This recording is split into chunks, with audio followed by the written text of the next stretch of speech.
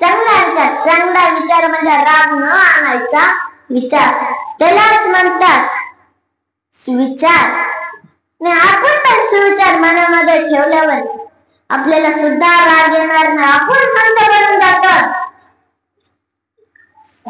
आणि हो, आपण मापात बोलायला पाहिजे, सगळं मापात केलं पाहिजे.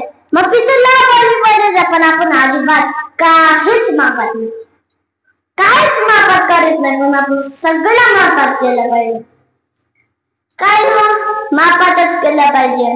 तसंच तुम्हाला एक उदाहरण देखील सांगतो. कोण बोल म्हणलं तर आपण बोलत नाही, कोण बोलू नका म्हणलं तर आपण बोलतोय, मध्येच बोलल्याशिवाय राहतच नाही. तसंच तुम्हाला एक उदाहरण देखील सांगतो. एक होता ब्राह्मण, त्याला 4 मुली होता. एक सगळ्यात मोठी, एक थोडी मोठी, एक थोडी मोठी, एक सगळ्यात छोटी होती. तिला अजून बोलतेच येत नव्हता, पण ते तिन्ही होत्या त्या बाबड्याच होत्या.